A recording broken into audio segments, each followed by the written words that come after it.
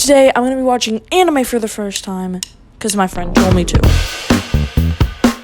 I'm not really an anime guy. I'm more of a, Craig of the Creek. I thought of this game where I'd have to touch you. Oh my god. Amphibia. Woke up in Utopia, rifle down Regular show. And I'll be all like... The anime my friend told me to watch was Spirited Away from Studio Ghibli. I looked at the, HBO Max page for it.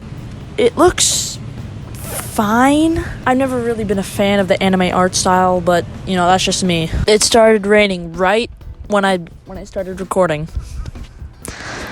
Fun. And it's windy now. I just finished watching Spirited Away, which I think is actually one of the longest animated films ever. I just found that out. I'm going to give you my thoughts on it, the things I liked, the things I didn't like, and if I will continue watching anime. So the movie takes place in Japan, obviously. What American anime is there? Please, someone tell me an American anime. And then we meet the protagonist of this film, Shiru. I cannot explain to you how much I hate Shiru at the start of this film. She's the most freaking whiny crybaby ever, and it annoys the crap out of me. And the dad, is he trying to get them killed? They're driving through their new town trying to find their new house because they're moving, which does not matter in the slightest to the actual story. They see their new house and the stupid dad, I hate this dad so much. Their dad thinks he can take a shortcut, through a place they've never been to before. So on this dad's stupid shortcut, they find this mysterious tunnel that has a mysterious rock in front of it. That is very mysterious. The dad starts going through the tunnel saying, "Hey, it's fine, we'll only be there for 2 minutes." I hate this dad so freaking much. Then Shiru starts being a stupid, dumb crybaby. I hate her so much. I hate her so much that I literally just want to punch her in the face. That was a cool transition, wasn't it? I don't actually know. I haven't edited it yet because I'm still doing. She's just constantly whining like, "No, I don't want to go. I don't want to go. I'm staying by the car. Wait, don't leave me!" Like, shut the frick up. I understand it's supposed to be like, oh, character development. How about you not do that and not make me suffer for the first 5 minutes of the movie? So Shiru walks through the tunnel with her mom, and they both have the same walking speed. Yet Shiru is slower. I know that's just like animation, and they don't... It just really annoys me. It really shouldn't annoy me as much as it does, because I'm not an animator, but it annoys me. A decent bit. So they walk through the tunnel, and then they find a bunch of food. And then the mom and the dad start eating it and turn into freaking pigs. I did another transition. It was pretty cool. I'm pretty good at these. So then, once again, Shiru becomes a stupid little crybaby and starts running away and is like, "Oh, can anyone help me? Anyone help me?" And then she starts disappearing and turning into a freaking ghost. This movie is in so many places at once, it's starting to get just a little bit freaking confusing. And then this random stranger walks up and he's like, "Hey, I see you're disappearing. I see you're disappearing. I have this, food, I can give it to you. And then you can eat it. And then, you'll be okay. It'll all be right. It'll all be alright. Be alright. You won't be disappearing no more." But then 30 seconds after this scene happened, I realized, wait a minute, you're telling me that this random stranger from a random town gives you a random food and you actually eat it? What the crap, dude? Got you with another transition. I'm telling you, I'm the best at these. So then turns out this random stranger's name is Haku. And he's like, "Hey, well, you should follow me, because, I got a way, you can get a job here, and you can maybe turn your parents back into humans, you know what I'm saying? So Haku starts leading Shiru to this place where she can get a job and maybe get help to get out of the place. I don't know. I actually forgot why she needed a job. Why did she need a job again? But to get to the place where Shiru can get a job, Haku's like, we gotta get to this place where we can get you a job for a non-specific reason. But to do that, we gotta cross this bridge. We're gonna cross this bridge. And if you breathe on the bridge, everyone will see you because everyone hates humans. Everyone hates humans. And if you breathe on this bridge, people will see you. Don't ask how you became invisible. I'm pretty sure it's the food I gave you earlier. You know, the random food I gave you? So basically what Haku just said is, you can't breathe, or people will see you and you will die. People will also see you if you pass out and hit your head on the floor. Like, what the crap? So they start walking across the bridge while Shiru is holding her breath, and then she starts breathing. She breathes. How did she mess up the one thing she was told not to do? Now you can maybe start seeing why I hate this girl so much. So then this frog is like, whoa, there's a human right next to Haku, which is also a human, but we don't care about him. Human! And then Haku freaking Kung Fu pandas that man, just boom. And then they get across the bridge and Haku's like, hey, I gotta bounce for no specific reason. You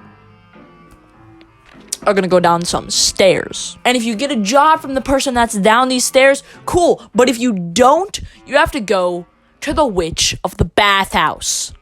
The freaking bathhouse. So Shiru is scared of the stairs. I mean, understandable, it's wooden and over like just the freaking void. But come on. It's stairs. So Shiru's going down these stairs like really, really carefully. Like, like she's like crawling under it like it's barbed wire above the stairs. And then while she's going down it very, very carefully, being careful not to break any of the steps, one of the steps break. Now she's sprinting down the stairs and stomping on each one, and none of those break. None of them. Zero. This just confuses me so much. I'm not gonna lie to you, when I was watching this, I absolutely crapped my pants because the sound of the stair breaking was and it was like, what the crap, man? That was so loud. It's so unnecessarily loud. Like, never be unnecessarily loud. Like, what the crap? See, the joke there is that I was being loud. So then at the bottom of these stairs, there's a door, and she opens the door, and there's Mr. Six Legs Man. And I'm telling you, Mr. Six Legs Man is awesome. He has easily the coolest character design in this entire movie. Mr. Six Legs Man is like, no, you can't. No. You can't have a job, I decided. And then she's like, no, I need this job. And Shiru is a crybaby again. Oh, dude, I'm not happy. And then these things called snoots come out, and they remind me a lot from that one thing in What's in the Bible. I don't think anyone that is watching this video has seen What's in the Bible, but like, they remind me a lot of that one thing from the show. I forgot what it was called. Was it? I think it was Sin. And then this, 7-year-old girl tries to pick up a rock, and she can't. But these tiny little things can pick them up. But Shiru can't. A 7-year-old human girl cannot pick up a rock. Have you not thrown rocks at your parents before? Because I know I have. Before the age of 7. So Shiru doesn't get the job from Mr. Six Legs Man or whatever, but this girl named Lynn comes in. And Lynn's a human. Keep that in mind. And she says, why do you have a human in here? Ugh, I have long hair and I'm pretty. She's not pretty. So then she's sent up into the bathhouse to go to an elevator that leads her up to Yubaba. Yubaba is the witch of the bathhouse. But before they went up to the elevator, Mr. Six Arms guy, man, gave Lynn this little fried newt thing, which is apparently like valuable in this world. While they're getting on the elevator, this like frog guy's like, hey, you're a human. You can't be here. Right next to the other human, Lynn. But Lynn pulls out the fried newt from earlier, and the frog is like, whoa, can I have it? Can I eat it? Can I suck on its tail? I kid you not, that is one of the actual things that the frog says, while Lin is just holding up the fried newt, like bribing him with it, so Shrew can get out or whatever. I'm so tired. So Shrew gets up to Yubaba, and Yubaba actually looks like MODOK from Marvel. I'm telling you. Like, 2 images side by side. What in the what? In the heck? In the what? Yeah. This time I didn't do a transition. It was just kind of like a cut. Yubaba talks about a bunch of random stuff, makes Shrew's name Sen, and switches Yubaba's name to Shrew. So I'm going to call Shrew Sen now. So that's what you get. Yubaba does some weird magic stuff, and like Sen isn't happy, and you know, neither is the giant freaking baby in the other room. Where did the giant baby come from? Then Sen gets a job from Yubaba and starts working there, and that's like pretty much half the movie until Haku turns into a freaking dragon. And then Dragon Haku gets attacked by a bunch of paper, and he's bleeding a lot from paper. I mean, I know paper cuts are bad, but I didn't know they were this bad. And then Yubaba has a secret twin sister. Just out of nowhere. But apparently Yubaba did something bad to Haku, and like Yubaba's sister is like trying to help him. So then Shrew gets an entire freaking train ticket just to go to Yubaba's sister's house. Shrew's at Yubaba's sister's house, does some stuff that I forget, and then goes back home to fix Haku dragon guy. There's like 3 conflicts going on, and none of them have been solved. It is the last 15 minutes of the movie, of the 2-hour movie. So then they fix Dragon Haku. Okay, this is kind of sad, but I actually just forgot the guy's name that turned into the dragon. Hyuga? I need to check. Haku. I remember now. Apparently the way to save Haku is something about like true love or something. Haku is 16 and Shrew is 7.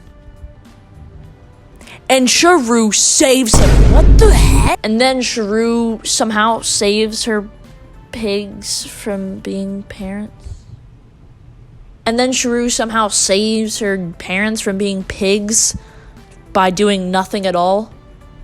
I don't know. So Shrew and her parents leave, and they go back to the human realm, and everything is all like overgrown there. Like it's like a long time later.